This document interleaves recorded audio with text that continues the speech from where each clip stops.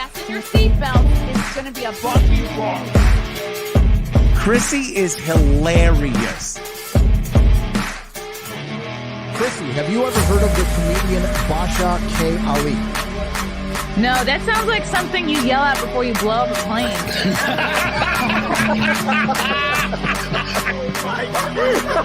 Basha K. Ali!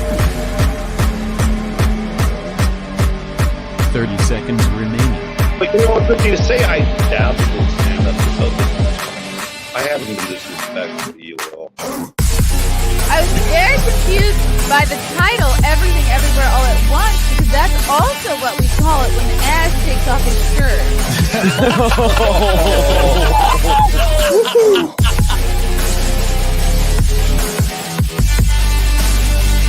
I shouldn't be up here. I should be in school on the other side of the ocean. Oh, welcome to another episode of the Chrissie Mayr podcast. We are on iTunes, YouTube, Spotify, SoundCloud, Rumble, Rockfin, everywhere. Ooh, cueing that. Is this going to be a thing now? Music? I'm here for it. It is the holidays. It's the holidays until, you know what? I hope we extend the holiday season to January 6th, the day of the Capitol riots. Because for me, that's my holiday. That's my special day. Anyway, where was I? I got a couple dates coming up. I'm excited to be on a couple of shows. Tomorrow night, I'll be doing 2 shows, the 8 and 10 o'clock at the Grizzly Pear Midtown. I believe that's on West 56th Street, 56th or 57th in the city. I'm also doing Gino Bisconti's birthday show on Thursday, the 29th at Stand Up New York. Come see myself, Gino Bisconti, Keanu Thompson, I think Bobby Tamburo, a couple of familiar faces from Compound Media. And then at the beginning of February, we have DabbleCon. If you are a Stuttering John fan, if you are in the Dabbleverse, I better see you at DabbleCon at the beginning of the month. We're going to have a stand-up show, Comedians of the Dabbleverse, live podcast tapings, a meet and greet, and the first ever Dabby Awards at Comedy at the Carlson in Rochester, New York, February 3rd and 4th. But if you're not so much into cold weather and maybe warm weather is more your thing, come see me in San Diego, February 24th and 25th at the Mic Drop Comedy Club in San Diego. Get your tickets right now on ChrissieMayr.com. That's my website. I'll also be in Staten Island, I think April 7th. So excited to be back in Staten Island. It's been years. It's been years since my dramatic breakup with Pete Davidson when he left me for Ariana Grande. That's the last time I was in Staten Island. I'm going to do a shout out to my t-shirt provider, Flagrant Triggers. You know, I used to be with TeePublic, and then they said, hey, we're going to stop printing your Rootin' for Putin shirt. And I was like, well, fuck you. So I took all my designs and left them, and Flagrant Triggers welcomed me with opened arms. Now look at all the designs we have. You Sound Vaccinated, Johnny Dabbler, Simpcast, Mayor, Frostbite, Make America Great Again, Have Yourself a Mayor Little Christmas, I Support Filing Cabinet, Smayer. All these shirts can be yours for $27. Includes free shipping. Go to flagranttriggers.com. You can also get X-Ray Girls shirts. And in her collection is the Make Marvel Great Again shirt.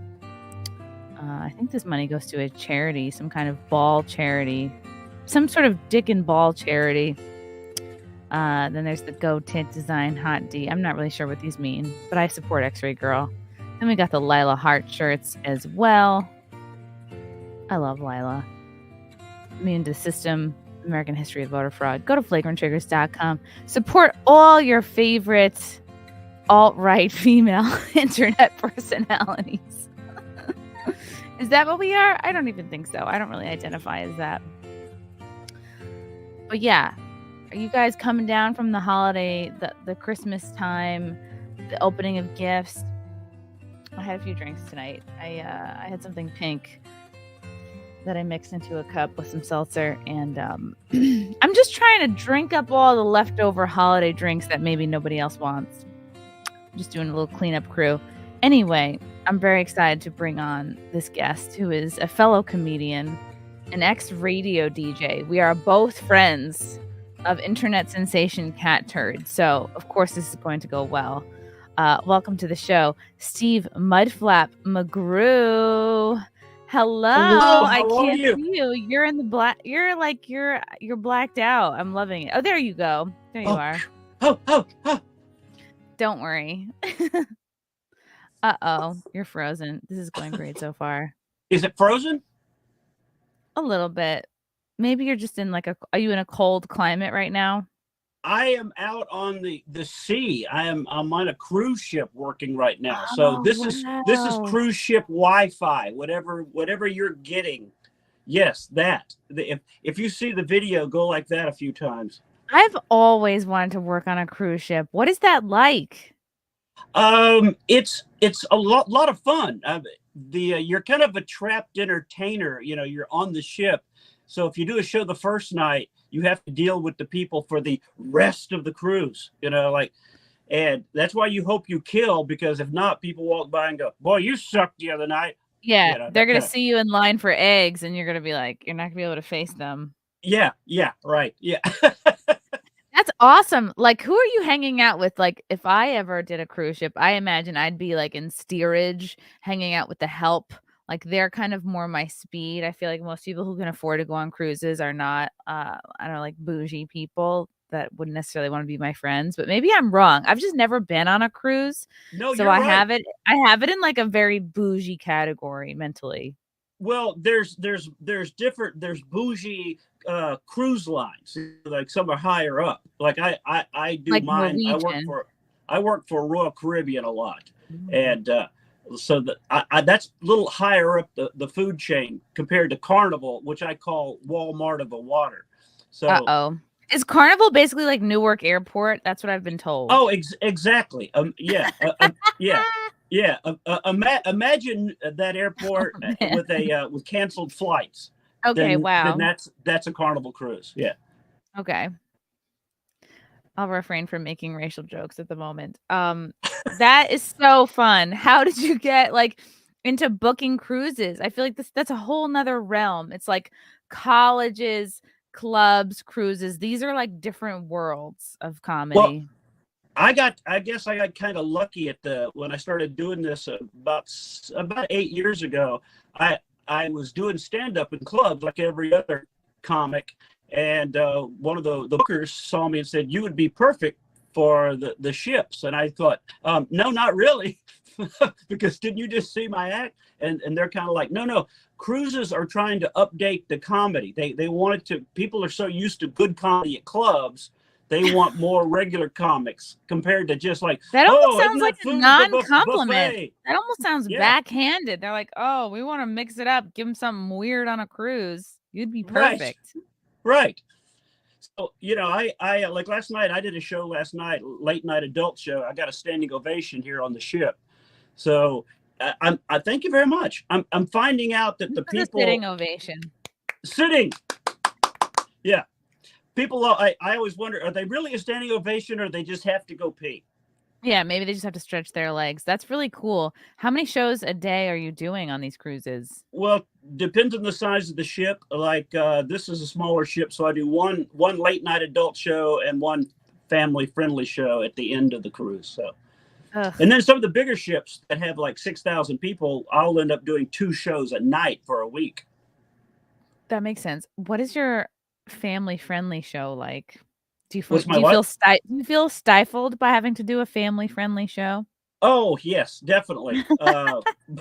You know, comedy is freedom. You know how it is. You want to say whatever pops into your mind. You know, if you're riffing with the audience and you start to go, oh wait, I can't say that. There's kids here. It's the worst feeling. You're about to go into something and you see a 14-year-old in the front row. Why do they put the kids in the front? I don't know why. I'm like, it's not a zoo, okay? It's like there's no reason for these kids to be right in the front. Like it fucks with my head. Like just have them in the back. Like if you want to expose them to a little bit of comedy, like don't have your kids. It just doesn't it sort of even if you have a cool kid, like a street smart. Maybe it's like the oldest kid. Maybe you're in a weird family and you're like, no, my kid gets comedy. Don't ever put them in the front row. You're gonna screw with the comedian's head. Like, I don't know. Yeah, Maybe well, I'm just too it still too freaks me sensitive. out. It still freaks me out for a parent to bring a kid to what they know is an adult show. I was never raised that way. You know, that was just when you see him, they're like, oh, he's not going to hear anything he hasn't already heard. Yes, he is. What does that mean? And now it's like, oh, is it now my job to raise your son? Like, has your son had the sex talk? Like, I'm about to go into 10 minutes about waxing my cooch. Like, does he know about that yet? Like, does he know Exactly. about I mean, I'm not gonna go into detail, but it's like Yeah. I mentioned adult themes like anal or poppers or gay. I mean, like, now Or it's like, who even knows? Like, we got like drag queen story hour, I guess, teaching them everything they need to know. So maybe yeah. we're comedians are not all that scandalous anymore. Well, you know, imagine just being talking about stuff like just when you finally realize your parents were just like you and I. And at some point, there was probably some oral sex, and then your mom comes and kisses you goodnight. And then they're like, Mom, how about some mouthwash before you tuck me in? Thanks. But you know, that's the stuff they don't think their kid, or they do think their kid has already heard. You know. I was very unfamiliar with sex. Like, I never got the birds and the bees talk. Did you? No, I didn't. I actually do a bit of it. I grew up on a farm. My dad raised cattle, and I got the sex talk from just watching the animals. That's basically where, like, oh, that's what happened. So you tried to then mount all of your girlfriends, and they were like, "What are you doing?" And Exactly. I I had to brand them first, but oh no, I never got the talk, and I really hated that. Like, I really learned from my friends. It was like a friend in high school, I guess, taught me how to smoke my first cigarette.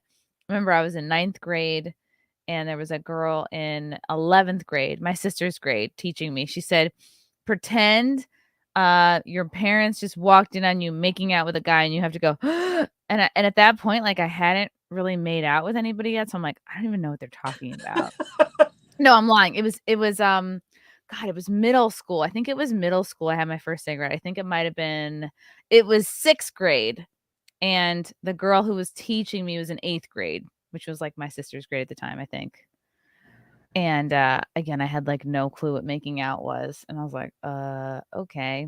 Marlboro Reds was my first ever cigarette, and then oh, gross. I got in trouble. My sister caught me smoking at a dance, told my mom, and then they were like, "You have to quit," and then I went on my roof, the roof of the house, and just tried to smoke them, like, not as many as I could because I knew I was about to throw them all away. I smoked, like, 2 or 3 in a row, and then I went down and immediately, like, puked my guts out, like, Oh yeah. into the What did you 'cause, like, What did you think about the first time when one of your friends actually told you about sex? Like, okay, this is what happens, and nobody told me this is about where it sex. goes. Like, there was, like, a boyfriend-girlfriend couple, and I remember they were, like, not attractive. Like, they were, like, a very squirrely couple. Like, her name was Emily. They look like the kind of app date that would date each other, I right? don't even have the creativity to think of different names.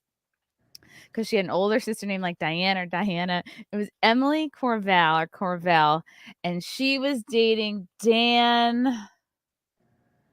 It's gonna come to me. And, like, they weren't, like, a hot couple. They were squirrely, they were nerdy, like, they weren't good looking, neither one of them, but they were, like, the most sexually active couple at the time. Like, there was rumors of, like, them fingering each other in the hallways at Oh, school, and we were like, oh, "Oh my god," like, there was rumors that they were having sex, and I was like, "This is crazy." Like, I never really had, like, a steady boyfriend. Like, we would have dances with, like, the boys' school, Chaminade, out yeah. in Long Island, and the walls would be like, you'd go and, like, the walls would be covered in sweat, like, everything would just be sweaty and everyone would be, like, too afraid to approach each other, but, like, no, I just learned, honestly, like, trial and error. I learned out in the streets what to You, do. Like, you know how you I learned learned by to do? trial and error. Ow, ow, ow! Not there. I Not learned there. by doing it and then not having anybody come for years. That's how I learned how to do things. I was like, "What?"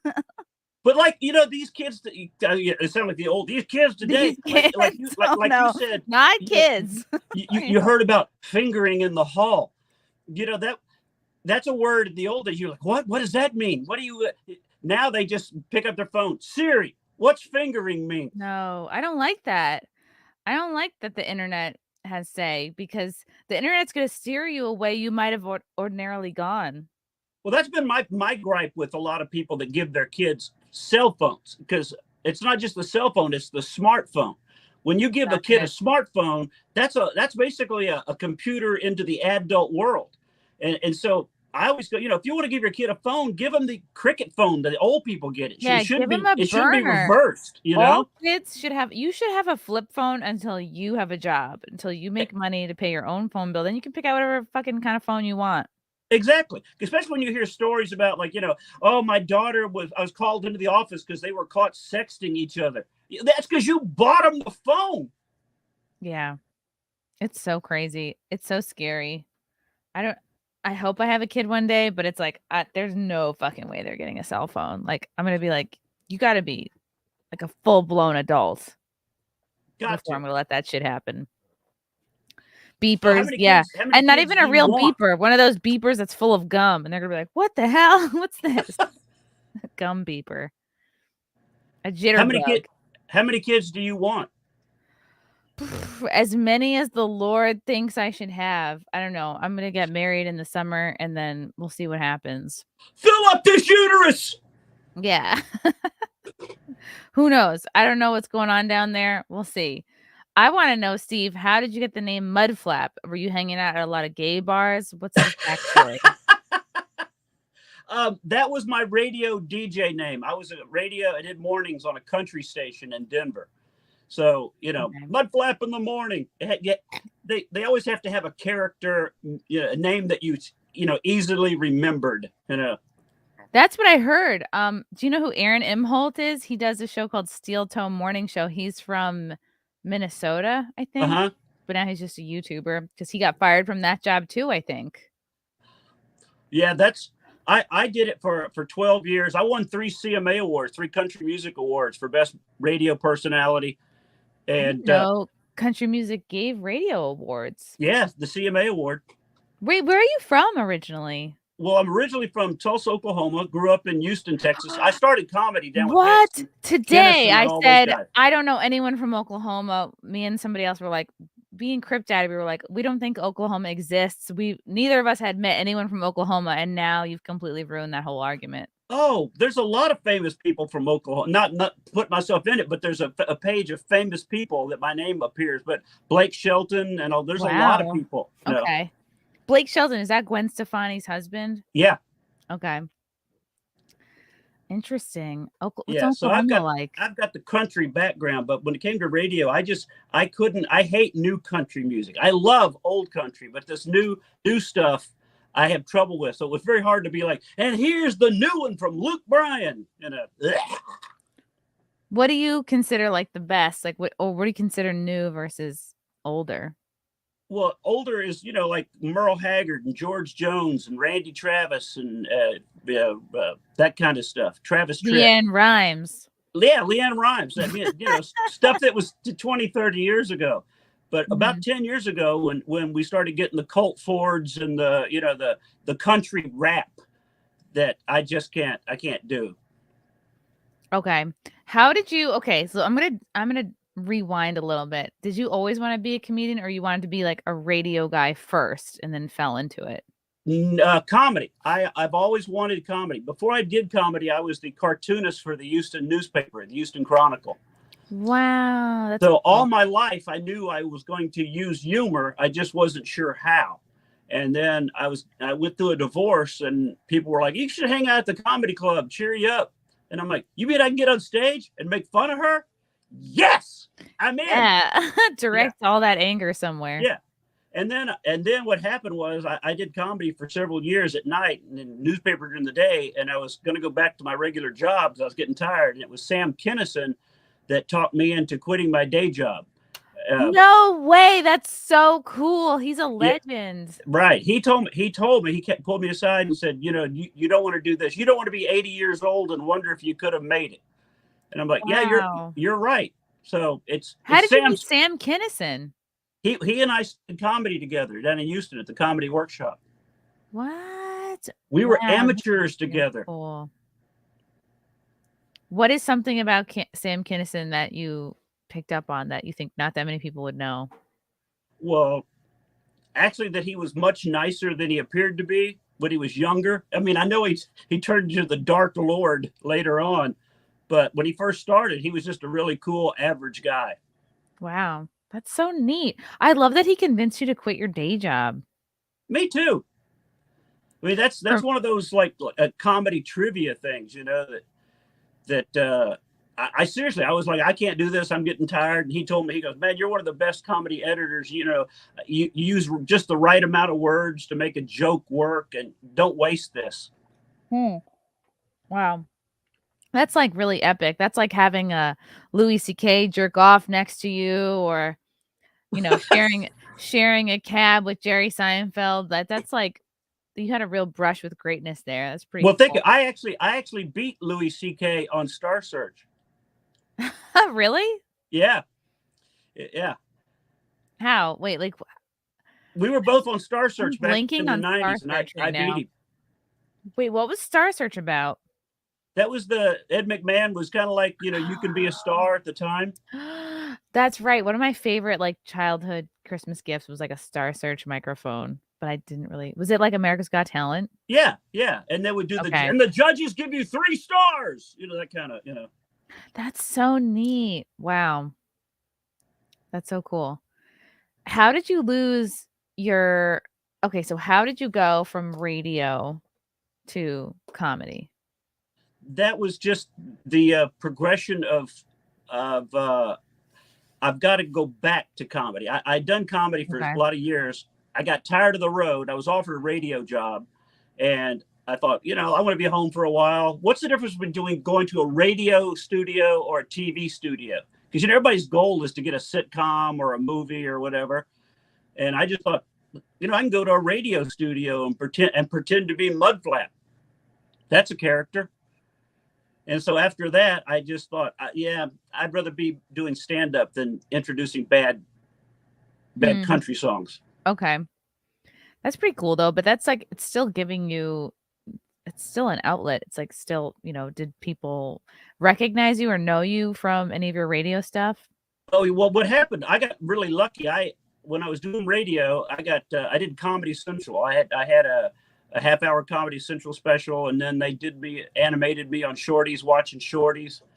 And so I had quite the exposure on TV that most radio DJs didn't get, especially looking like I do. It's, I'm not your typical white boy comic. Yeah. How did this look come together? It was the divorce. I got a divorce and thought I need to change everything. So I lost weight, grew my hair out, and thought, this works better. And you added the glasses, the bandana. Oh, yeah. Yeah. And you're like, I'm going to wear a shirt with a lot of different arrows on it, pointing in different directions, and just confuse the next Go woman. that way. Yeah. A diversion.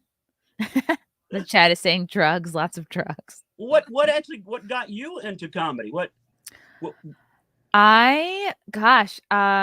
was an internship at Late Night with Conan O'Brien. I thought I wanted to be a reporter. I interned at Dateline at NBC. While I was there, I was like, this is so boring. Then I got myself an internship at Conan when he was still in New York. And then that's when I realized, like, I love comedy. I love being around comedy people. Like, this is my vibe. I don't know exactly what I'm going to do, but I'm going to do this rather than news and reporting. And then I did improv for 5 years. And then I did a one-woman show, and then I started doing stand-up in like 2010. But only in the last like maybe 4 years have I really like put my foot on the gas and started like working much harder. Right. Well, I love your Twitter posts because you say the things that I used to say before I got suspended. Oh my God. What got you suspended and from what? Because you're still on Twitter, but you had a Twitter account that had 100K. Yeah. Well, my Then what original happened? at Steve McGrew was my original verified account. Been on since the start of Twitter. Ooh, wow, And OG verified. OG. And you work to get that 100,000. And actually, at Yeah, that now I point, just pay $8 a month. It feels really good. I'm gonna rub it right, in. Yeah. right. So, but I use Twitter because you can say the stuff on there that you couldn't say on Facebook at the time. Right. Twitter for a while was where smart people went to make good jokes. Yeah. And now And then all of a sudden the babies took over. the woke Karens. Well, Yeah. And what got you suspended from Twitter? just the constantly saying basically the stuff that we're back to saying now that Elon took over, Oh, wow. Okay. it was just being able to say something that was, you could respond to somebody and without them going, "Oh, I was attacked." Hate speech, right. Were you dropping N-bombs? Like, I think if you're clever enough, you can say or joke about just about anything Anything. without getting dinged. Yeah. But like the one you posted this today, I had seen earlier the thing about the trans girl having her period. Oh God. Yes. Oh my God. This is so crazy. It's this dude pretending to be a trans girl, pretending to have cramps. Like, okay, this was so viral. This person was like, they're rolling around, pretending they have cramps. And this is something a lot of people commented on today. Oh, and it's called Trans Girl Experiences First Intense Period After HRT Hormone Replacement Surgery. And it's just like a dude with long hair with like full Adam's apple, like full deep voice going on. Like, I doubt this person's had any of their equipment removed, pretending to have cramps. And I'm like, dude, pretty sure what you had was called anal sex. Like, rectal bleeding is not a period. Yeah. Yeah. And you don't think that would have got us suspended before Elon? You couldn't say anal sex before? Well, not in that connotation, not in that kind of. Are you making fun of somebody who is different?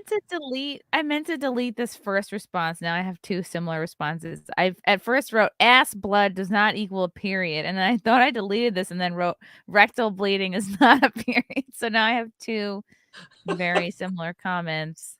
Well, one is the ass blood for one is doing better. Right. One is for people that might be offended, and others were like, screw it. There's something really funny about the phrase ass blood. Ass blood. Yeah, but I saw that. I saw that video earlier, and I thought the same sort of thing, and thought I can't make fun of this; it'll just get me in trouble. And then I saw your post and went, "Fuck yeah, that's exactly what I wanted to say." You can, and you should. Because, like, what did I really say that was all that bad? Dude, ass blood, rectal. Like, these are all just regular words. Right. But you're making fun of somebody that is going through something important in their life. Is it?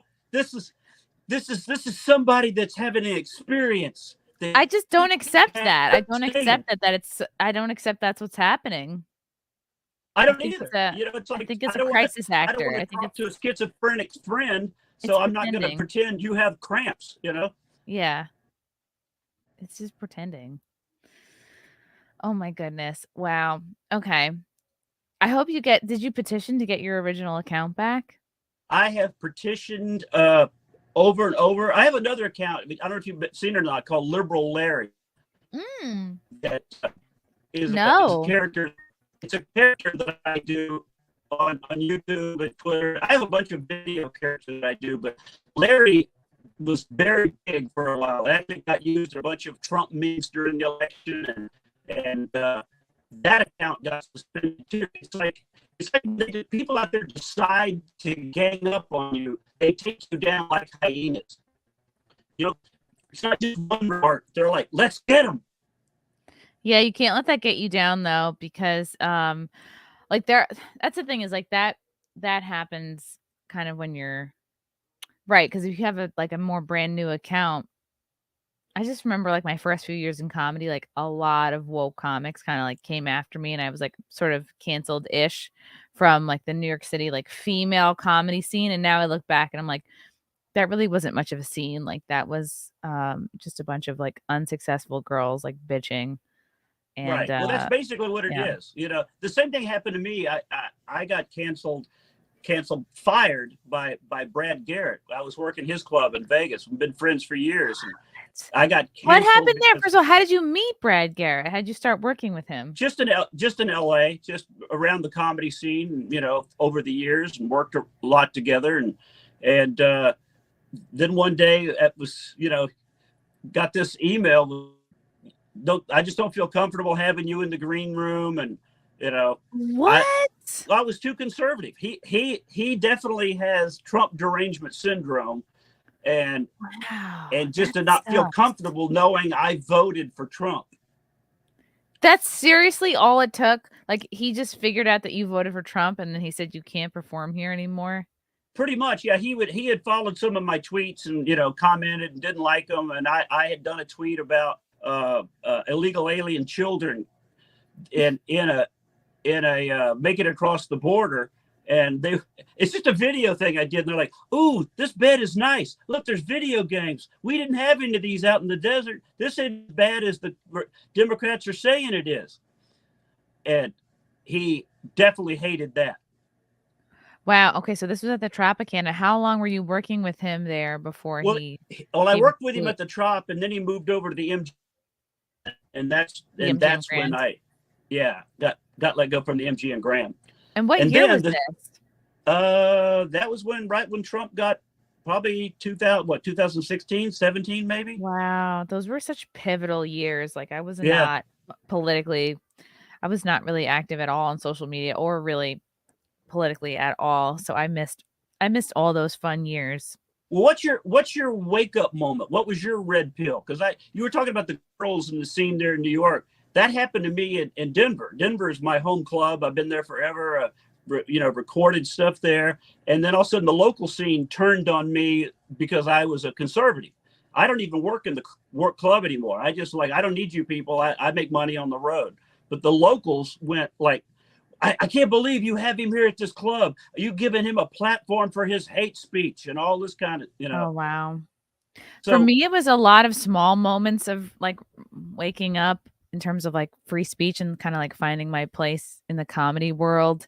2018 was kind of the first time because there was a woke girl comic that was, like, mega liberal. She had better credits than me at the time. She had, like, a 15-minute Netflix special, which is hilarious to even call it that. It's 15 minutes. That's a set. That's a club that's a set. set. That's all that That is. shouldn't be a I can't believe people are calling that a special, but at the time, she had more impressive credits than me, and, she went on a compound I told this story so many times, but, like, she went on a compound media show where it's Anthony Cumia's network, it's where I have a show on Yeah. Mondays. She went in and she harumphed, like, stormed off the studio because they were having a conversation about cultural appropriation of Halloween costumes. It was, like, something insane, and she just got offended and left. I came in the next day to kind of do an impression of her, like, to pretend that I was her. I forgot my jacket. I was only coming back to get my jacket, and then, one of the hosts of In Hot Water at the time, Aaron Berg, like, called me on, like, "Oh, look, it's Kate. Kate Willett's back," you know? And I just pretended to be, like, a very offended, liberal female comic, like, not the most clever of impressions at all, but I just thought it was timely, and I've always been kind of, like, inspired by unstable women. And, it turned into Me this too. whole fiasco thing, and because Compound is behind a paywall, like, she and her fans were like, "Oh my god, she's making fun of me, this is horrible," and then she reached out to me, she was like, "Chrissy, you don't understand, like, people are telling me, like, I'm getting rape threats." I'm like, "Really? You are? What's happening? What did someone say?" "Somebody said I deserve a railroad spike in the keister." I'm like, "That's it? That's your rape threat?" I'm like, first of all, where would somebody even get a railroad spike in 2018? And she's like, "Ugh." Like, I wasn't automatically on her side. So like, some women, like, really hate that when you're not just, like, part of this was height of Me Too era. This was height of Believe All Women. And I was, like, not believing all women because I'm like, I Yeah. know these guys. This is like this is all just fun and jokes. Like, no one's actually coming for your head here. Like, you're not in any danger. And she's like, "Oh, someone's coming, railroad spike." And I was like, "What?" So the next day I go on wrapped in tinfoil as a railroad spike. Like, that was my next character. And I was like, "I don't want to be up anybody's keister. I'm not interested in going up anybody's butt. I got a rail at home and 6 little spikes I care about very much." And so, of course, it's on a subscription network. So people took pictures of it. People didn't really listen or screen record the actual impression, because if they had, they would see like it's pretty harmless. But it's me wrapped in tinfoil. And then, of course, screenshots were shared. Same thing. Kate and her followers were like, "Oh, look at Chrissie. She's encouraging rape threats. Look at her. She's personifying this raping railroad spike. Like, look, she's such a horrible person." And I was like, dude, if you even listened to what I said, you'd see that it's like, in fact, the opposite. Like, the Right. spike was against rape. He was an anti-rape railroad spike. But of course, nobody cares about that. And that was my first big lesson in like people who are on different sides of the, I guess, ideological window or whatever. Like, they will deliberately misinterpret you if it makes them look better and it makes you look worse. It doesn't matter if it's true or not. And I was like, "Oh, wow, that was a big lesson." And then being like an out Trump voter in 2020, that was another sort of layer. And then being at January 6th was another layer. So, and then getting fired from my day job for not being vaccinated was like another layer. So it happened in phases, really. Did you just say you got fired for not being vaccinated? Yeah, I got fired from my day job in corporate media. Yeah, that's what that's one of my biggest regrets is actually getting vaccinated, because I had to do it to go back to work. 2 years of not working on, entertain clubs were closed, ships weren't going. I was living off my savings, and I just thought, all right, I've got to do this if I want to save my home. But it's been one of my biggest regrets and things that I will fight to the end, because it makes me feel like our government and our employers were trying to kill us. Don't beat yourself up too much, because that's very much what was going on. They pressured people to make them feel like there was no other option. And like, I was just lucky that I was kind of looking to leave that job anyway. I just was like, I didn't think I was making enough money. And I was like, "Oh, what about health insurance?" And then I was like, well, I guess I'm going to not have health insurance. Let's try that out. So, Yeah, but you see all this stuff every day, about you're reading about, well, now it's inflammation of the heart. Oh, it does cause cancer. Oh, look, sudden death, this whole video thing that's going around. It's climate change. You just wonder, like, man, every day you wake up and go, is today the day, Yeah, you can't think like that though. The powers that be want us to be scared and fearful. Exactly. And you have to be high vibrational, like whatever that takes, whether it's, what you're eating, how you're exercising, what you're thinking. Like, you should be just as conscious of the thoughts that you let inhabit your brain and your psyche as you do is like what you put into your mouth. So that's a great position to have, because you do let yourself get into thoughts of, like, negativity, because I've never been a negative person ever. I mean, that's I've always been like, find the humor in everything. Find it. It's there. Just look around. You're going to see a joke. And then this whole thing of like, man, I'm really just pissed off at these people. I'm mad at my government. Yeah, and you have to just keep mocking them. Like, they hate that. Like, the powers that be hate being mocked. Hate it. Mm-hmm. Well, what is your take on why more people haven't been red-pilled? It's hard to know how many people are red-pilled or not, because like, it doesn't seem like that many, because we're just sort of judging based on like who am I mostly friends with? Other outspoken YouTubers and comedians. Like, that's a very small percentage of the population. There's so many people who aren't even on social media, who are like barely online. You don't know what they're coming across, what revelations they've been having. And I think that I represent like the average person. And like, during 2020, it's like we had nothing but time and nothing but internet. So I figured, like most people, Epstein was a big one for people to be like, huh, yeah. And then over the last couple of years, like, yeah, why don't we have any shred of a clue about that client list? You know, Right. for me, that was like a big moment of like, oh wow, he was Yeah. involved with what? And they're all How, kind of getting off pretty likely, and how does how does she get convicted of the sex trafficking? But obviously there was no customers. right. Well, she's saying like a bird. She must have agreed to do whatever. She got moved from the same prison as Epstein to some sort of like cushy, like minimum security deal. So What? How do you feel about the fact that nobody ever gets taken down or arrested? That's the other thing that drives me crazy.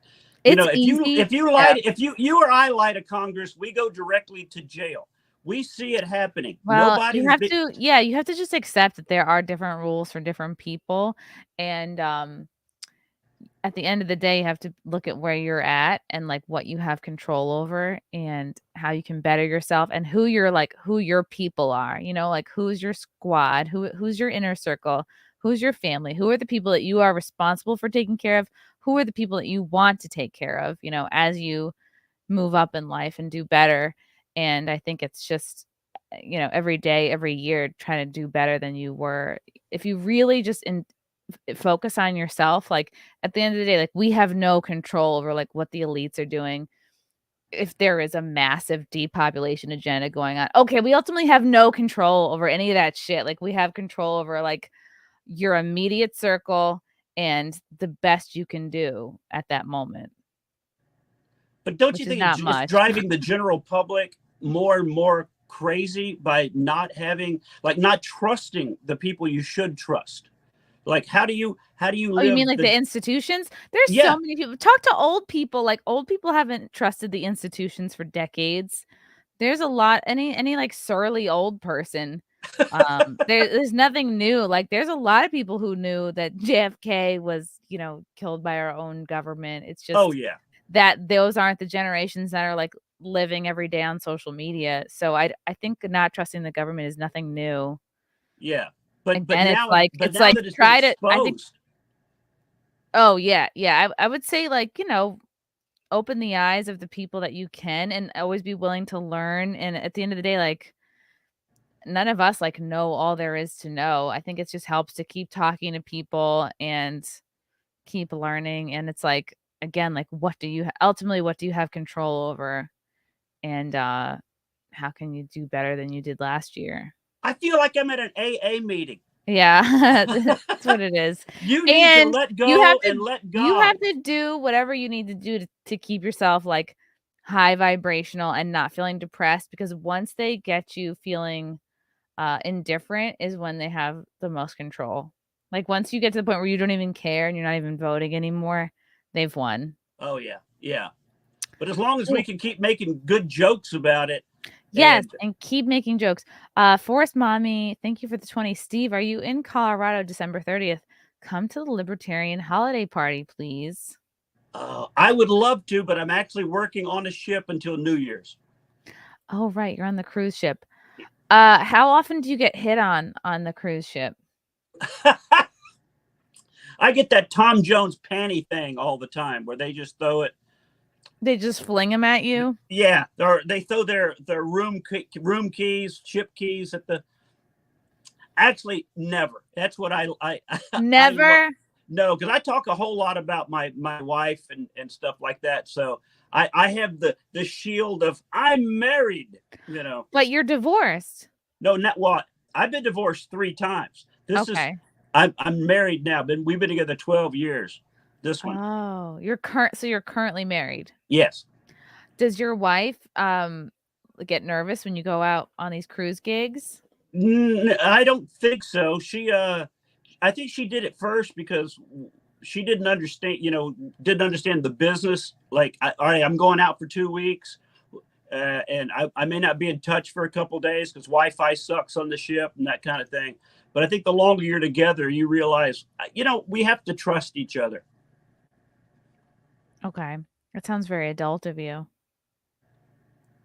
Like, she's Don't not you? worried there's, like, a drunken waitress, like, trying to follow you back to your room? Oh, I don't think she thinks that there's too many women trying to seduce Willie Nelson's daughter.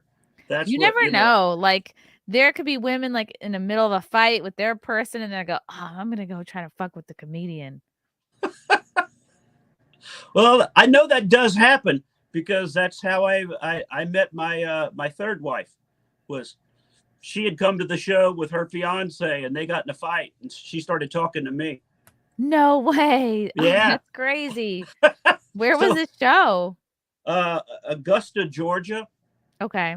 down at a comedy club down there. It's gone now, but Well, I only know the Laughing Skull in Atlanta. yeah.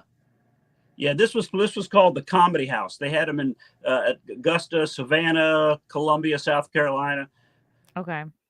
There was a lot So of chains. you and your present wife met because she got in a fight with her ex-husband. No, that was my third. That was my Oh, third. okay. This is my fourth. You're on your fourth. My goodness. We met because I was the radio DJ and she did midnight to overnights and I did morning. So we met kind of passing in the hall at the Oh, radio wow. station. Wow. Didn't they tell you not to dip your pen in the company ink? They did, but the ink was really good. Like, the ink was just right there, and I was seeing Right. the ink every day. Right. And I needed to write something. And God damn it, my nickname is Mudflap. What do you expect? I'm flapping my mud everywhere. Did you have any nicknames growing up? No, like Chrissie Pissy. Not even. Maybe one Oh, person called really? me that. Nothing. No, nothing really. I didn't do anything nickname worthy, even though I was in like a lot of team sports. No, nothing really. No, nothing crazy. Oh, because I thought every I mean, kid and then would do. people, you know, when I got into comedies, people started calling me horse face. I don't know if that counts. Well, that's not that's right up there. But that's most every kid goes through a period where they get some kind of nickname. Like they've done something in front of somebody or they've pooped in their pants at gym class, and there's something that they get. But as a parent, when you're trying to name your kid, you run through these things of like, well, if we name him Richard, no, they'll call him Dick. Right. You try to think of things. And, Do you have any my kids? son is actually named Dylan after Bob Dylan. Oh, that's so And cute. DY? yeah. Oh, well, here's a little story about Bob Dylan. I ran into him at the airport in LA. We were at the same gate. And I didn't want to bother him because he was alone and reading, but I couldn't help myself. I just went over and said, "I don't mean to bother you. I'm a big fan. I named my son after you, and I was just wondering Wow, if that's I could get creepy. I'm sure you came off very creepy. creepy." Yo, you know it. But he goes, sure, and he takes the pen and paper and he sits there for an awkward amount of time, just kind of just sitting there, and then finally he goes, "How do you spell it?" And It could be DILLON. Well, I know, but I don't. I had just said I named him after you, But that doesn't mean same spelling. But then he goes, Bob Dylan goes, "It's a joke," and he wrote to Dylan, "Best wishes, Bob Dylan." But he knew he was zinging me. He knew exactly. Oh my God! Did he know you were a comedian? Yeah. Yeah, because I had gone up and said, that I was a comedian. I was a big fan. I was a radio DJ. I mean, I kind of did. I wanted to say that I wasn't just some weirdo walking up. I was kind of like, I've actually got some entertainment background, sir. That kind of thing. You're a very specific weirdo, not just some weirdo. Right. That's cool. So did you save that autograph? Yeah, I've got it framed. I have that autograph framed with his picture and my son's picture. That's so cool. I've never had a good celebrity interaction that resulted in an autograph. Like, I saw Josh Groban crossing the street on the other side of the street from me, when I was in improv. Uh-huh. And I just started singing at him. I started singing "Oh my God, it's Josh!" And then I said, "You raise me up," and he just started walking a bit faster because I'm awkward around celebrities. And then I saw, what's that guy from Kiss, I think, with the blonde curly hair. From Kiss? I think he's from Kiss. Yeah. He's got a big nose. He's got curly blonde hair. Somebody in the That- chat will. Yeah, is it the Motley Crue lead singer? What the hell is his name? Oh, Motley Crue. God, I can't think. I just blinked on This is it too. bad. Where's your No, producer? He's supposed to be Googling this stuff. he's playing video games. Hold on. What the fuck is his name? Curly hair. I don't even know what to look up. Somebody in the chat has to tell me. No, not Brett Michaels. Not Vince Neil. Oh, Vince Neil. It is Vince Neil. Motley Crue is Vince Neil. I don't think it's him Because though. I get that a lot. People always, when I'm working Vegas, people go, "Are you Vince Neil?" No, I'm Finn. Oh, okay. No, that's not who I met. God damn. I don't know his name. Somebody else. I can't remember, but I had an awkward run-in with him. Oh, was it Brett Michaels? Poison. Maybe it was. Brett Michaels was the singer. No, for it Poison. wasn't him. Dang. All right. My memory sucks. I ran into him in the halls of Sirius XM and I was like, oh my God, you're whatever his name was. And they said, oh, hey, like D. Snyder. Thank you. Fucking thank you, Chosen. Oh, it D. was Snyder. D. Snyder. D. And I was Snyder like, was oh my God, you're D. Snyder. And he said hello to me like he knew who I was. He was like, oh, hey, what's up? And I was like, he must have me mistaken for somebody else because there's no way we've met before. He was Twisted Sister. Yes. Thank you. Twisted Sister. Ran into him at the halls at Sirius XM. And I was like, oh my God. This is pre-pandemic, of course. Yeah. And it was very Oh, exciting. there he is. I didn't think of asking for an autograph or anything. My weird encounter, like sort of like that, was standing on a corner in LA, and I look over, and right next to me is Elvis Costello, waiting to cross the street. And I looked at him, and he looked at me, and he did a nod, like, wow, yes, like an acknowledgement. Yeah, acknowledge it, but did not like, yes, it is me. Please, let's go. There was no interaction. It was kind of a, yes, I am who you think I am. Just an understanding that he did not want to talk to you. Exactly. Deranged lunatic. Why buy the pen when the ink is free? Oh yeah, this is about your wife. Yep, you got all up in that ink. All up in that ink. I fill my pen up. Really, D. Snyder is blue pilled. That's unfortunate. He supported the mandates. Oh, that really sucks. Well, too bad. Well, that's when, all these people on Twitter, like you said, these ones that are promoting it, like Rob Reiner. I'm always amazed how psychotic they sound on Twitter by the attacks. It makes you realize how they've lived their whole life in a bubble. They've been carefully handled. They haven't had to think for themselves in decades. Every aspect of their life has been handled, cared for. They're not going out and like hustling for their money, so they don't have to like necessarily really be in touch. Right. So their PA has done their shopping for them. Somebody's running, got the dry cleaning. They know nothing. Nope. Yeah. Like the Stephen King thing drives me, and I really think Stephen King was part of the reason I think that my original account got killed on Twitter, because I was in an argument with Stephen King, and then I can't remember the guy's name. He was a producer on the Ellen Show. Got involved with it, and then a guy that was from that the group of celebrities, another guy that was a writer on 2.5 Men got in on the attack. And the next thing I know, my thread filled up with, just like I told you, the hyenas came after me. And it was kind of like the celebrities sent the flying monkeys. How do you explain what happened? Because it feels like maybe you were more hanging around these people or a fan of these folks, or like maybe you're like, I don't know, closer in age to them. But like, do you think they never were really all that much of a of rebelling against the powers that be, like, or do you think they changed, or do you think they just got rich and got soft, or do you think they never really were who they said they were? I think they never really were who they said they were, because I think a lot of these guys have just doubled down. You can't really be this stupid and uninformed.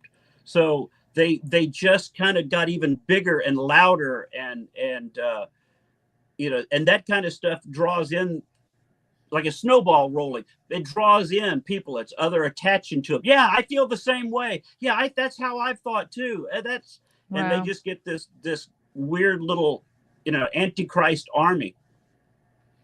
It's so sad. But then you're like, well, I guess every generation like has its edgy people. It's crazy how just in a few years the people who you think are edgy and like leading the way are the ones that are the most obedient. Well, look at what's going on in the comedy scene now. I always talk about it being new talent night to me because I've been doing it so long. But the newer comics, what they consider edgy, is not at all. They're not saying anything. That they're saying exactly what keeps them on stage and friends Like, with the people that white people are like white dudes are the worst. Am I right? And it's like you're saying the most pre-approved, pre-chewed, pre-digested take possible. Thank you. And so and these new people look up to those guys. Like, you were so awesome last night. You go, you didn't say shit.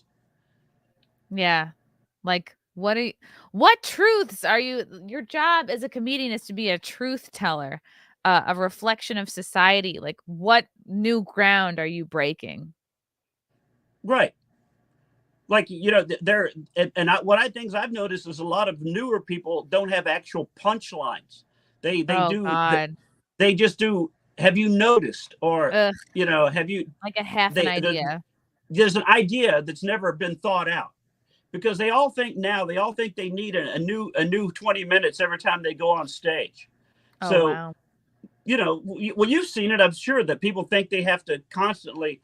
Well, the old days, you created an act. You tried to build an act. You did 5 minutes, 2 of it worked. You set that aside. You did 10 minutes, 5 worked. Now you got 7 minutes as part of a show. And these guys just get up there with notes or thoughts, and you're like, what the fuck are you doing? They just don't have, they're not polished enough. And it's like, you can't be too extreme either, because then I'm sure you run into guys where you're like, oh my God, this person has the same exact act they had when I saw them 5 years ago, when I saw them 10 years ago. And which maybe that used to fly before social media. Like, you could be going around with the same exact like 40 minutes or hour and just use that for like 20 plus years. But now it's like you do kind of have to mix it up a bit, because I've heard stories of audience like giving a comedian shit for having either the same jokes or even like stealing another comedian's joke. Now with social media, it's so apparent when you're stealing someone else's material, like the crowd will let you know. Oh yeah. Yeah. Well, that's one of the things that I've noticed, especially in the meme world, because I do a lot with the meme guys on Twitter, is that they get stuff stolen really easy. So because you can just right click, save, and tweet it as your own, or like, and I see that in the comedy world now. It's like you'll do a joke, or like I've seen it off my albums with like jokes that I did 10 years ago on an album are now on a meme. And you're like, well, that was mine. Well, it's a meme now. So what are you supposed to do? Do you ever like, it must be hard to, because there are times when that'll happen to me and I go, okay, is this parallel thinking? Am I really that clever that I'm the only person that could have possibly come up with this? It is tricky to know how to react. But one of the things that used to be about comedy was an art form, like a real art form, and you paid attention to what was done before you. Like, there was comics that could go, no, that was on a Shecky Green album in 1975, so avoid it. Or Carlin did that, so you should avoid that. Well, now I see a lot of comics are like, ooh, that joke really works. I should have one of those. Damn. So it's so you not feel like about, there's no knowledge of history of like the greats that came before you. See, like Jim Norton is an example of someone who won't really listen to a lot of other comedians because he doesn't want to get it in his head and end up copying them unconsciously. So I can understand almost like not wanting to listen to people. Well, that's definitely, I've always been that way, except for when I work. When I'm doing clubs, I watch every comic that goes on before me, so I know what not to say. But Yeah. a lot of guys don't do that. I'm sure you've You seen have- that. They'll You come have up to and, watch who's coming before you. You have to see what the crowd is laughing at. I never understand why people don't listen. yeah. Or you see a guy come up and do a joke that's already been done. Oh, that's like, crazy. That's were you so not paying embarrassing. attention? That guy before you just did that joke. Oh my God, that's horrible. I'm always so worried. Like occasionally I'll be like in the middle of my set, I'll be like, oh my God, did I tell this joke already? Especially if you're doing like 2 shows in a night. You're like, Oh, oh yeah. my God, did I go into this? Like if you're jumping around your set a lot, you go like, oh, did I already do this chunk? Yeah. Vegas used to be 3 shows a night at the Riviera Hotel. They did 3 shows a night. And that's when you really got into, did I say this already? I mean, nothing messes with your head more than a comment. Did I say this? Because if I can't make the call back if I didn't, but I'm going to look stupid if I say it again. Yeah, you got to stay a little bit organized. What do you drink before going on stage? I don't drink at all. I retired undefeated. Wow, you're one So, of those. Okay. Yeah, I'm one of those guys. I'll slam a couple of bottled water so I have to pee, and it gives me a little bit of jittery energy. Mm-hmm. Well, now I feel like an alcoholic. Like I've gotten to the point where I figured out like if I have like a drink and a half in me, that's perfect. Like if I have a vodka soda and a half, I'm good. I'm always amazed at the guy. I've worked with a couple guys that like eat a gummy right before they go on Oh, stage. that's crazy. That's so Have you wild seen to that? me. I don't No, know. I can't imagine. Like, I really, can't you're just imagine. gonna take your hands off imagine. the wheel? Like, I would no drugs before comedy. That's fucking so crazy to me. I would just be afraid that my brain would take me somewhere that I'm going to say something that's going to get me fired. Wow. I just hate the feeling that there's so much about comedy, like a live show that you're not in control of. Why would you add another element where you're not in control? That's so insane to me. But what's the worst show you've ever had? I know it, and it's the night my mom died. I had 2 shows planned, and I was like, I knew like she had terminal brain cancer. I knew it wasn't gonna get better. I knew she was gonna die, and like she died that morning, like 9 a.m. I was on my way into work for my day job. And I just like went a couple of stops. I started calling people. I started like sobbing, and I was like, "What am I doing? I have to turn around. I have to like go back to my apartment and like not go into work because I just, you're like, oh, I can handle it. I know what's coming." Yeah. And then so I was like all day at home, and I was like, well, I should go in. I should do my shows. Like, come on. Like I was in like suck it up mode, and woo, it was so bad. I bombed so hard. I just was like, my set like devolved into basically what I should have told a therapist or something. Like the look, I'll never forget the look on the audience face. Like, and I recorded the set too. I think I still have it saved on an old phone or something. I recorded the set, and I'm like literally like looking at people going like, my mom died this morning. There's no punchline or anything. And people were like, I heard gasps. And then I got like rip roaringly drunk. If you'd have been a liberal comic, that would have been a 1-hour award-winning special. Oh yeah, I would have been right up there with like what's her face? Who's that dyke from the UK? Hannah Gatsby. Yeah. Yeah, that's exactly what I was thinking about. Just get up there and be unfunny. And, Is dyke a slur? Can we not say dyke anymore? Oh my God. Oh. Steve, what's your feeling on the word dyke? And also I want to know from the chat. I just feel like that's an underutilized word. Well, somebody's gonna comment on it right now, or you and I will both be in trouble. Like, I can't believe you went on a show with a woman that used the word dyke. Because it's actually also the name of, isn't it the name of like a water channel or something? You mean like a wall that holds the water in? Ditch. Yeah, yeah. Because there was a whole story about the guy with the finger in the dike. Yeah. A dike is a barrier used to regulate or hold back water from a river, lake, or even the ocean. Isn't that crazy? And that became a slang word for lesbian. Isn't that interesting? Yeah. I'm going to bring this up on the screen.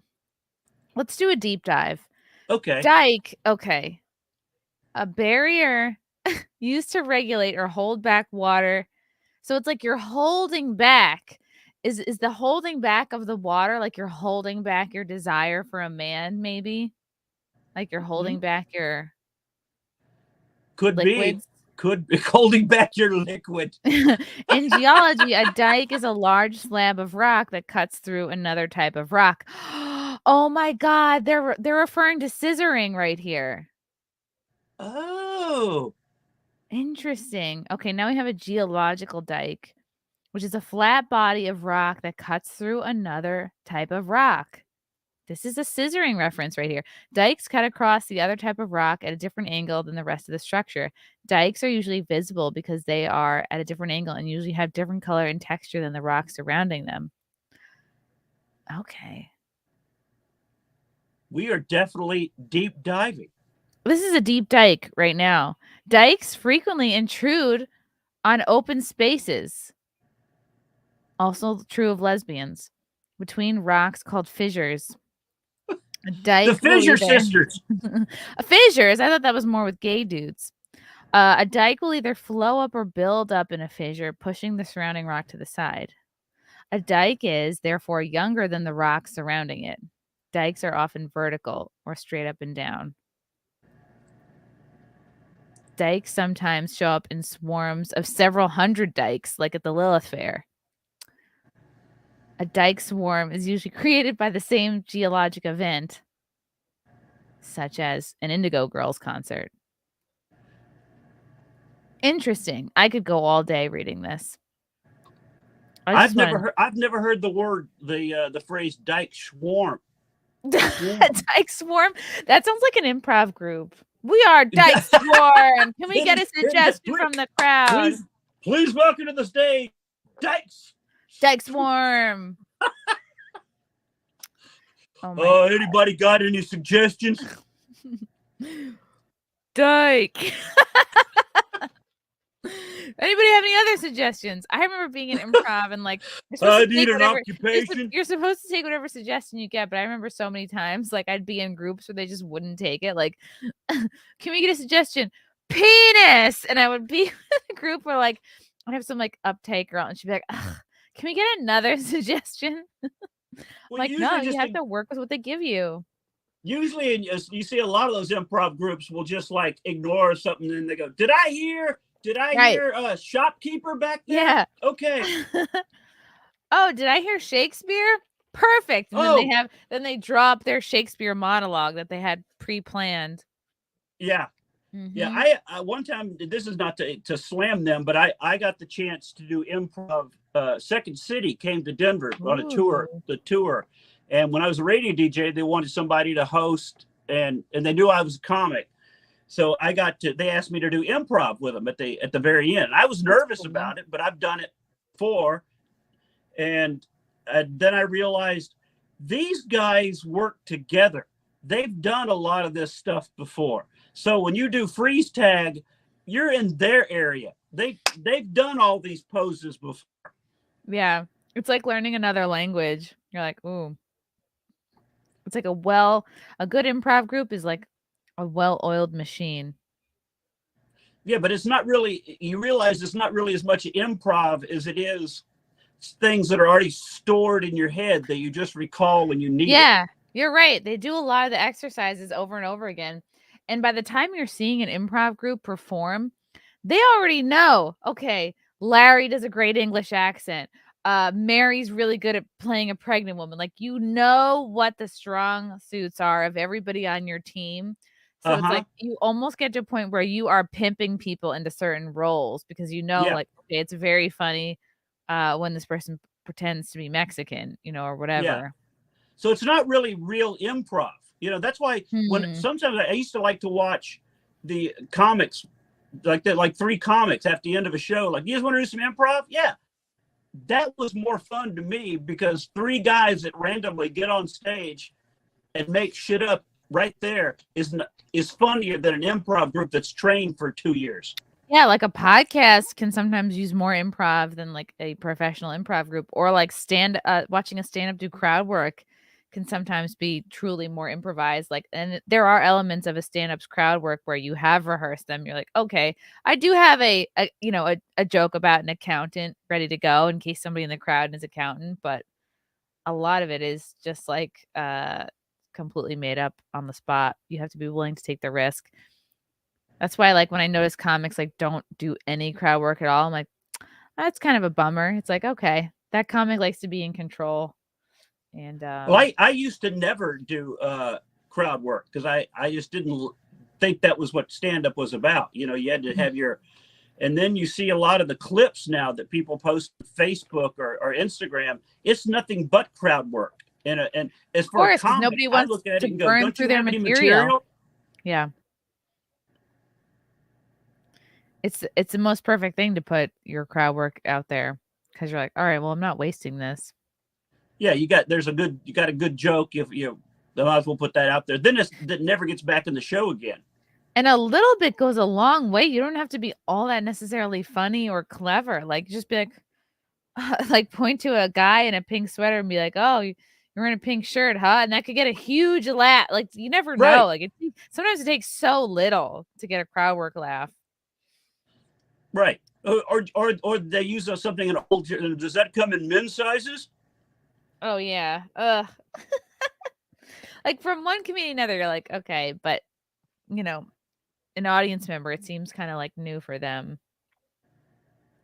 Well, I Yeah. do think that the crowds do like to think that you're fast. They like to think that, oh, that comic was really quick, Mhm. but it's a lot of times it's not quick. It's just that you've, like you said, you can just go, oh, pink shirt, you know, laugh, Oh, move yeah. on. But they thought, oh, look, he got a laugh by making fun of that guy's shirt, even though there was nothing there. Yeah. Oh my goodness. Do you have any are you a New Year's resolution guy? I am not. I used to be. I used to think I was, but I never stick to anything. You know. How about Yeah. you? I like to think that I am, but I think it's better to go, like, to take stock of your accountability for things month by month. That way you're not, like, waiting a whole year to be like, "Oh, I didn't lose any weight this year. Oops." Like, keep on top of your shit every month, check in and be like, because there's levels, like, you have goals in different categories. There's, like, a money category, a fitness category, a creativity category, a family or relationship category, and you have to be constantly checking in on your levels. Like, sometimes maybe your job is doing really great, but your relationships are shit, or like you're working really hard and creating a lot, but you're like ignoring your body and eating garbage. So, I think to the degree that you can keep everything like leveled out and moving up a little bit equally, I think that's good. Um, and just to be conscious, like, if you have big career goals, know that, okay, other aspects of your life are gonna take a Well, dip. you're talking about like the money, like having a money goal. Have you ever just thought, I'm going to take a chance on this money candle? You know, like, Oh, yeah, like, you know what I mean? I don't believe in kooky this shit, but kooky I kooky am going stuff to like light that. this money candle from the Catholic store. I have never purchased, like, a money candle. I think maybe I bought a money tree, but, you know what probably I'll do is, like, I'll get into crystals. Like, I have a weekly planner here, like, I write every week, like that's what I like about a weekly planner. You're like, "Okay, what do I have to get done this week?" And sometimes the same shit moves to the next, to the next, to the next week. And then I have, like, a monthly calendar here where I have my, like, everyone's who's scheduled for interviews and stuff. Um, but yeah, what are my goals? Like, I'll probably, like, look at my subscribers or something or followers, and I'll be like, "Okay, I wanna get to this number by this date." Um, yeah, you have to keep pushing yourself because in some ways I've already done what I wanted to do. Like looking back, my goals were so minimal. Like, all I wanted to do was be able to quit my day job. That was it. That's all I ever wanted, was just make a living off being myself. And now that I'm there, I'm like, okay, I gotta do better than that. Like, I gotta step up the quality of everything I'm doing. I did an album. I'm gonna have to do probably another album, a special. I'm gonna have to tour more, get better guests. Be in tune with who people want to hear from in terms of podcasting. So yeah, it's crazy. That's what's cool about meeting your goals. You're like, oh, I set the bar so low. Like, Yeah, set the bar low, and you feel like yeah, you've achieved something. yeah, like, oh, I just, stepped over it. But Well, now when you're talking about clubs. When you're booking, are you booking yourself, or do you have an agency? no, I don't have an agent. I have a manager. I've tried to have agents and managers, but they ultimately just never did anything for me. And then the ones that are working, like the main agents and managers that are like really getting shit for people, I don't think want to go near me because of my politics. So That's exactly. everything I have, I get for myself. It's through like email and hustling and being like, okay, here's my draw. Like, do you want to take a risk? Yes, no, I don't know. Yeah. Well, that's what I was going to say, because a lot of clubs now will actually be like they're only booking the left leaning comics. Well, right, because a lot of times when you have a big management company, they'll have their pool of like big guys, but they'll also be representing like newer guys. And then a lot of times they'll make these deals like, okay, we'll book Bert Kreischer for these weekends, but you got to take this newer guy that we're booking Yeah. for weekends too. And that's how anytime you see somebody, you're like, this fucking guy has a weekend, it's because it's who they're managed by, and it's they just work out these deals. Yeah, that's So the way it was. I was with for a while with ABA out in Los Angeles, one of the big agencies. And when I left, a couple club owners called me and booked me, but they said we wanted you, but we didn't want the guy that they were trying to force on us. see, oh my God, it's exactly right. Wow, that's so interesting. From the Front Porch Conservative Evening, Chrissy and Steve, Mudflap, all things being equal, what is your favorite country song of all time and the one place you want to perform at? Well, my favorite country song of all time is a George Jones song called "He Stopped Loving Her Today." That's one of the greatest country songs of all time, and Really? actually it was voted one of the top country song. Have you ever heard it? Nope. And I don't want to get a copyright strike, but I am going to look up the lyrics. Yeah, it's a great country song. My performing, I have performed all over the world. I did Carnegie Hall with Dolly Parton. Wow. What? Look at you. Damn. He said, I'll love you till I die. She told him, you'll forget in time. As the years went slowly by, she still preyed upon his mind. He kept pictures on his wall, went half crazy now and then, but he still loved her through it all, hoping she'd come back again. Wow, this is upsetting. This is depressing. Yeah. Hoping she'd come back again. I would listen driving straight to the nearest bridge. Kept some letters by his bed. Let's see what's over on this part of the song. Hoping she'd come. Okay, no. People get sad this time of year. I'm not trying to. Well, that's what. See, country music in the old days was about being sad and life stories and everything. Now it's basically it's like emo. Country is basically a version of emo. Yeah, it was like depressing kind of. My dog died, my truck ran away. That kind of. Mm-hmm. And now everything's like, party girl, you're my summertime girl. We'll see you on the dirt road. My wife ran away with the dog and took the truck. Yeah. Yeah. That was the good old days. Now it's just about whoring and slutting. Exactly. We were born in the wrong time, Steve. Well, now I'm picturing a country song called "Whoring and Slutting." Isn't that a Dolly Parton song? I got friends in hoe places. In hoe places. Yes, right. Yeah. I like that.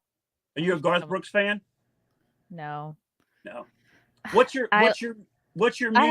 I have an early aughts aesthetic. It's like whatever I was listening to like in high school or college is what like hits home for me, which is a lot of bad, honestly, movie soundtrack music. Like the soundtrack to Can't Hardly Wait or American Pie or Blink 182 or like I mean I listened to Metallica when I was in high school, like original Rage Against the Machine. I was a fan of. Oh my god. I listened to such bad music. Eve 6. Oh, Um Alanis Morissette, and then in college it was like, oh, Florence and the Machine, and it was like I just Rusted love. Root, and then I slept. I lost my virginity to somebody in Rusted Root, so I was listening to that for a while. Yeah. I just love that you had soundtrack albums in your. In my like CD flaps. Yeah, yeah. Not Radiohead. Oh man. Yeah. Don't Dookie, you Green miss those Day. giant CD books though? The I giant still just have it. It's in pages and storage. I couldn't part with them. I actually rebought Mariah Carey's Christmas album and I have it playing in my car, which still takes CDs. I've just been playing it on repeat for like weeks. I like that my car still has a CD player. It's cool. well, like there's like albums Jock are Jams. making. Remember Jock Jams? What's that? Remember Jock Jams, or was that Oh yeah. after your time? Well, that was one of those compilation albums of like what do they call it? Now or whatever it was. Yeah, now that's what I call music 45 or whatever. Yeah. You'd be like, wow, they're still going. Oh my god. I always liked that a lot of those compilation albums had one or two actual hits, and then the rest of them were like Z cuts off of albums. Ugh. Yeah, but you'd listen to it and be like, all right, I paid for this, sure. Yep, those were the days. Oh god, I really loved Blues Traveler. Like memorized every word to every song of the hook. I mean, every word to the song The Hook. That's embarrassing. You didn't have a crush on the singer, did you? No, he was like pre-diabetic, wasn't he? Suck it in, like you're about to lose a limb. Oh God! I should really He was rewrite the song. pre-diabetic, wasn't he? Probably was fully diabetic. I don't think anybody's ever. I've never heard somebody described. Oh, what was that guy? It was pre-diabetic. That was his vibe. That was his aesthetic. He was the original dad bod. Yep. Man, things were better. Becoming an old person. Yes. Oh my god, Counting Crows. That was my shit. My first CD was Ace of Base, The Sign. That was a great song. Mm-hmm.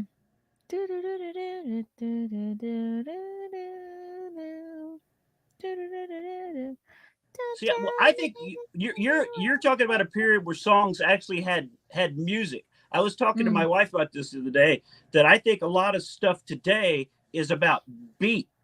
Oh yeah. Not music, but just beats repeated over and over. Fighters, I really liked. The Goo Goo Dolls, I really liked. Oh, Goo Goo Dolls with Iris. I love that song. That was my shit. Going to concerts. Wow. Okay. Yeah. Nope. She's Now getting we're depressed. just into WAP. Now we're just wapping and flapping and listening. I guess all we have is Lizzo now. Which is I just also can't imagine. I can't pre-diabetic. imagine how a parent would react when you hear your kid going, "My favorite song is Wet Ass Pussy." Because you don't admit that to your parents. Like, you know that's like, you listen to that when you're on your own time. Do you ever think it's weird though that a parent has kids in the car and they're singing along to stuff like that? I think it's like you're able to put a distance between like lyrics in a song and what it actually means. Like you've been able to compartmentalize. You're like, oh, it's just a song. But Yeah, I'm sure it's possible. The kid in the booster seat is singing along about wet ass. You can't be talking about WAP. It's like you just came out of a WAP. You just come on. You're still wet. Yeah. You literally are covered in placenta. Steve, this was such a delight. Where can people find you? I guess you're floating in the middle of an ocean somewhere right now. Right now, yeah, I'm on the ship. I'm headed to Cozumel, Mexico. But Wow, must be yeah, nice. yeah, Cozumel. Woo! Hillbilly Hawaii. That's fun. So, like, are you like in the Navy? Do you get to like dock and you have like a woman in every port kind of situation, or do you get to go off the boat at all? No woman in every port, but yeah, so we're allowed to get off the ship, and there's certain places that I like to go because, like I told you earlier, I don't drink, so I food is my I love finding new places and great food. Okay, that's what we'll tell your wife. He loves eating new food. I got it. We're all on board. We're all on the same page here. Steve Mudflap McGrew, where can people follow you? What's going on? I'm addicted to social media, so I'm on everything. Twitter, YouTube, Gab, Are you on TikTok? Please don't say you're on TikTok. Well, I have an account, but I've been basically wanting to get rid of it. I really do want to get rid of it. Get rid of it. Don't let the Chinese know what you're doing all the time. Well, you know, I agree with that. And I've said on Twitter that I have this, and people are like, well, it's no big deal. Even our government knows everything. No, you know, that's a cope. That's a cope. But don't you see that? They're like, what? So what? They have it. Our country knows everything we're doing anyway. That's horrible. What a horrible opinion to have. Like, it's all happening anyway. Why even fight? That's what they want. That's what they want. They want you to be like, oh, well, who cares? Put the fucking chip in my brain. Doesn't matter. I agree. You may talk me into I'll it. just pay parking tickets with a blink and a nod now. Yeah, no. We're not. I like to wave my hand in front of a Coke machine and just get my drink. Yeah, because guess what? You're gonna do that, and then Sprite's gonna come out, and you're gonna be pissed, and you're gonna be like, "Why did I get this chip in my hand for?" They're out of code red. Ugh, my God, what's happening, Steve? Oh well, everybody follow Steve. If you're on this cruise with him, go see him. Like, what are you waiting for? Well, what's awesome. What's awesome is that Cat Turd posted that we're his two favorite comics. This is crazy to me. Like, how do you know Cat Turd? When he first got on, I enjoyed a couple of his tweets and sent a message to him that I did, and we just thanks. I don't really know what I'm doing, and we just kind of hit it off. And then there was another person on Twitter called Randy Savage, which is she's back now. But Randy, Cat Turd, and I, we called ourselves the Holy Trinity of Twitter, and we would get in fake fights and all this kind of stuff. And it was great. Like 4 or 5 years ago, Cat Turd, Randy, and all of us, we had a great little thing going. Wow. He's doing great. He's the coolest guy. He's been on the show a couple of times, and he had 1 million followers. It's like, it's amazing. Isn't it? He deserves it. For somebody he's just a fucking random dude. He is just folks. Like, that is his vibe. Well, he's just this random guy that just said, I want to start an account, and that was it. You know, I love my dogs. I love that he just takes in stray animals too.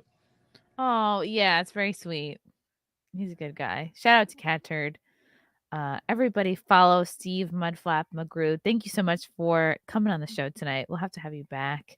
Thank you to everybody in the comment section, the chat. Thank you for simping and chilling with us tonight. Any parting words of wisdom, Steve? Please go and download my new album on 800 Pound Gorilla Records. Ooh, what's it called? Toxic Masculinity, and you can find it on iTunes and everything right now. Get that Toxic Masculinity. And then, while you're at it, download my album live from January 6th from either Amazon or iTunes. I think at least half of it is about January 6th. The other half is just about me. But yeah, this was fun, Steve. Well, I'm going to have to download that myself tonight then. Give me something to listen to. Yes. Good. Download it. Think of me while you listen to it. Touch yourself, etc. Tell your wife. This was fun. Thank you guys.